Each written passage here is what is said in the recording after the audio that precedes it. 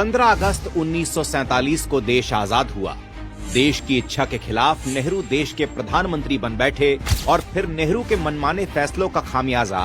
देश भुगतने लगा। तानाशाही पर लगाम लगाने के साथ लोकतंत्र की स्थापना के लिए बाबा साहेब की अध्यक्षता में संविधान लिखा गया। संविधान में लिखे गए न्याय और समानता के सिद्धांत कांग्रेस की तानाशाही में बाधा उत्पन्न करने लगे थे, क्योंकि कांग्रेस का संविधान, न्याय और समानता से दूर दूर तक कोई वास्ता नहीं था। आरक्षण से लेकर वंचितों के उत्थान तक संविधान के बताए हर रास्ते के उलट जाकर कांग्रेस ने सत्ता को बचाने के लिए मनमाफिक तरीकों से संविधान को तोड़ा मरोड़ा और जरूरत पड़ने पर संविधान की हत्या भी कर दी। आरक्षण विरोध का कांग्रेसी फरमान हो या धारा 370 का देश विरोधी ऐलान, आपातकाल का अत्याचार हो या सुप्रीम कोर्ट के फैसलों का अपमान, मां भारती की सेवा करने वाले नेताओं ने संविधान को बचाने के लिए कांग्रेस के खिलाफ दशकों तक लड़ाई लड़ी।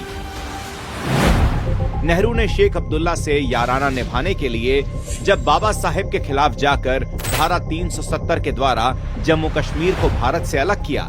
तब संविधान की रक्षा करने के लिए डॉक्टर श्यामा प्रसाद मुखर्जी ने धारा 370 का विरोध करते हुए अटल बिहारी वाजपेयी जी के साथ जम्मू कश्मीर में बिना परमिट के प्रवेश किया और डॉक्टर मुखर्जी ने धारा 370 का विरोध करते हुए अपने प्राणों की आहुति दे दी। इसी तरह नेहरू की बेटी इंदिरा गांधी जब आपातकाल लगाकर संविधान की हत्या कर रही थीं, तब भाजपा के राष्ट्र प्रथम के संकल्प पर चलने वाले नेता ही थे जो इंदिरा गांधी के अत्याचारों और जेल की यातनाओं को सहन करते हुए बाबा साहेब के संविधान को बचाने में लगे थे।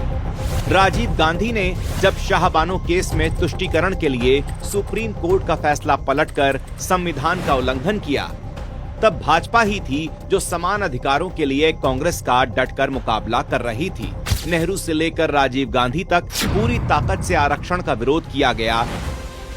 लेकिन भाजपा ने न सिर्फ SC/ST आरक्षण को 10 साल के लिए बढ़ाया, बल्कि सबका साथ सबका विकास के मंत्र से करोड़ों दलितों का जीवन भी बदल दिया। कांग्रेस ने संविधान को सिर्फ एक मामूली दस्तावेज समझकर उसका इस्तेमाल वोट बैंक के लिए किया, लेकिन मोदी सरकार ने 26 नवंबर को संविधान दिवस घोषित करके बाबा साहेब के संविधान के गौरव को उचित मान दिया। सत्ता में रहते हुए या विपक्ष की भूमिका निभाते हुए भाजपा ने हमेशा संविधान को सर्वोच्च सम्मान दिया। भाजपा के लिए संविधान राजनीति का विषय नहीं, बल्कि करोड़ों देशवासियों के उत्थान और आस्था का विषय है, जिसके सम्मान के लिए